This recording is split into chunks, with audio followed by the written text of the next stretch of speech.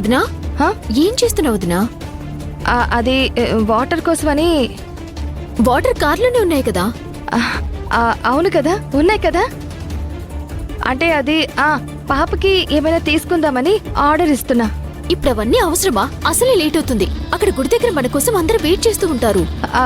సరే నేను వస్తానులే, నువ్వు పద, ఆర్డర్ ఇచ్చినవి తీసుకొస్తాను. త్వరగా రావుతున్నా. అవును, మీతో పాటు అన్నయ్య కూడా వచ్చాడు కదా, ఎక్కడ కనిపించట్లేదేంటి? అది ఏదో అర్జెంట్ కాల్ వస్తే వర్క్ కంప్లీట్ చేసుకుని గుళ్ళో జాయిన్ అవుతానన్నారు. సరే, చాలా విచిత్రంగా ఉంది. సరే మీరైతే పదండి. అయ్యో నువ్వు పద, నేను వస్తానుగా, నువ్వు పద. సరే రండి వదిన, తొందరగా. నేను వస్తానుగా, నువ్వు వెళ్ళు. సరే తొందరగా రండి. పెళ్లి చేసుకున్న తర్వాత పెద్దవాళ్ళు దీవించాలని అందరూ చెప్తుంటారు. కానీ మా పెళ్లి జరిగిన తర్వాత మా ఇద్దరిని దీవించాల్సిందే నువ్వు, భూమి. ఏంటన్నయ్య, ఏం మాట్లాడుతున్నావు? నా అన్న విను, నీ కోసం కాక ఇంకెవరి కోసం కష్టపడతాను? అయినా నేను, భూమి మిమ్మల్ని ఆశీర్వదించడం ఏంటన్నయ్య? పెద్దవాడిగా ఉండి నేను చేసిందేముంది? చిన్నవాడివైనా నాకు తెలియకుండానే నన్ను ప్రేమించిన సుహాసిని సమస్యని నువ్వు అర్థం చేసుకున్నావు. నాకు మాట రాకూడదని నా పాప నీ పాప అని చెప్పుకున్నావు. ఈరోజు ఇంట్లో వాళ్ళకెవ్వరికీ తెలియకుండా మీరిద్దరూ కలిసి మా ఇద్దరిని ఒకటి చేయాలని ప్రయత్నిస్తున్నారు. పెద్దరికం అంటే వయసుతో వచ్చేది కాదు, మనసుతో వచ్చేది. అందుకే మా దృష్టిలో మా పెళ్లికి పెద్దలు మీరే. ఊరుకోండి బావగారు, ఏదో కొత్తగా మాట్లాడుతున్నారు. ముందు పెళ్లి సంగతి చూద్దాం, పదండి. సార్ ఆగండి. ఇక్కడ పెళ్ళని తెలిసింది సార్. ఆ పెళ్లి చేసుకునే జంట మీరేనని తెలిసింది. సార్ మీరేమనుకోకపోతే ఆ ఫోటోలు తీసే అవకాశం నాకివ్వండి సార్. 10 ఏళ్ళ నుంచి ఫోటోలు తీస్తున్నాను సార్. ఇప్పటిదాకా ఎన్నో ఫోటోలు తీశాను సార్. ఎన్నో ఆల్బమ్లు తయారు చేశాను. ఈ పెళ్లికి ఫోటోలేం అవసరం లేదు. అదేంటి సార్ అలా అంటారు? మీ పెళ్లికి ఫోటోలు తీయపోతే ఎలా సార్?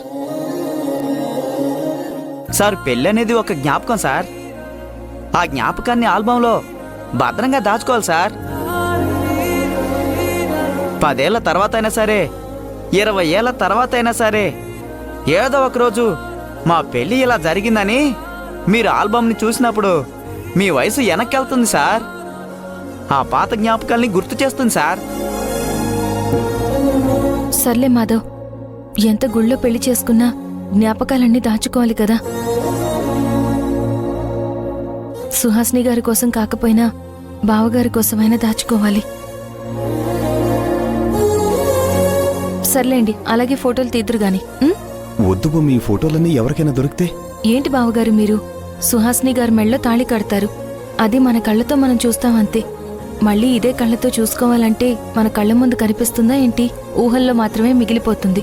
అందుకే నా మాట విని ఫోటో తీసుకున్నారంటే లేని వాళ్ళకి అవి గుర్తులు కాకపోవచ్చు, కానీ ఉన్న వాళ్ళకి అవి తీపి గుర్తులుగా మిగిలిపోతాయి. రేపెప్పుడైనా సరే ఇదిగో నా పెళ్లి ఇలా జరిగింది, ఇక్కడ జరిగింది అని మీరు గుర్తు చేసుకోవడానికి, మిమ్మల్ని గుర్తు చేసుకోవడానికి ఉపయోగపడుతుంది. అవును రాఘవ, వాళ్ళు చెప్పేది నిజమే కదా. చాలా కరెక్ట్గా చెప్పారు మేడం. ఈ రోజుల్లో ఫోటోలు లేకుండా ఏ చిన్న కార్యక్రమం అయినా జరుగుతుందా మేడం? సరే, మా భూమి చెప్పింది కదా, ఫోటోలు తీద్దులే. వెళ్ళి నీ పని చూసుకో. ముహూర్తం టైంకి వచ్చి ఫోటోలు తీద్దులే. అలాగే సార్, థ్యాంక్ యూ సార్, వస్తాను సార్. బావగారు రండి. సుహాసిని,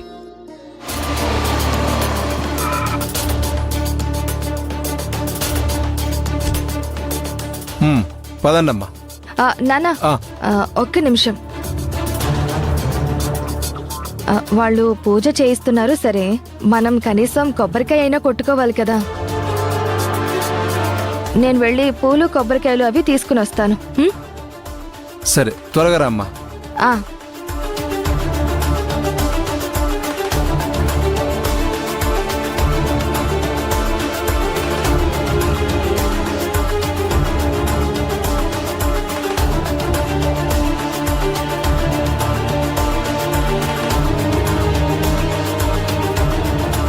ఇంతకీ ఆయన వచ్చారో లేదో. ముందుగా వెళ్ళి వాళ్ళని హెచ్చరిస్తే వాళ్ళ జాగ్రత్తలో వాళ్ళు ఉంటారని చెప్పాను. హ,